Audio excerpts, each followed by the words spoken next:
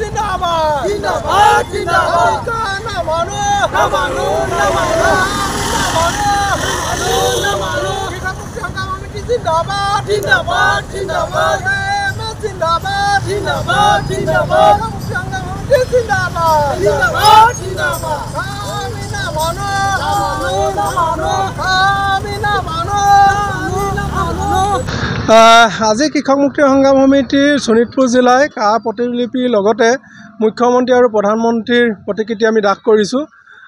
কথাটো হ'ল কি আমি সকলোৱে গম পাইছোঁ যে আমি কৃষক মুক্তি সংগ্ৰাম সমিতি এটা কথা কৈ আছিলোঁ, বিজেপি মানে আচলতে বাংলাদেশী জনতা পাৰ্টি।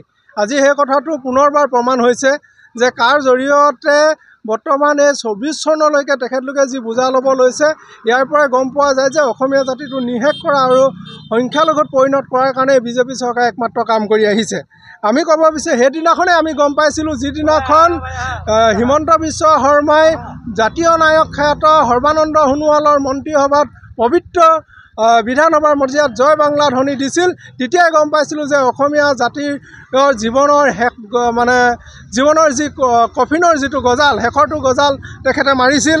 আমি ক'ব বিচাৰোঁ যে অসম চুক্তি অনুসৰি গোটেই বিদেশী সমস্যাটো সমাধান হ'ব লাগে, কিন্তু গোটেই অসম চুক্তিখনকে এতিয়া আমি বিজেপিয়ে দেখিছোঁ যে গৰু মূত্ৰ আৰু মানে গৰু গোবৰে লুতুৰি পুতুৰি কৰি শেষ কৰি পেলাইছে। এতিয়া অসম চুক্তিৰ আত্মাটোত যদি বিচাৰিব যায়, বিজেপিয়ে কেৱল বাংলাদেশীহে বিচাৰি পায়, তেখেতলোকৰ সুৰক্ষা কথাহে বিচাৰি পায়।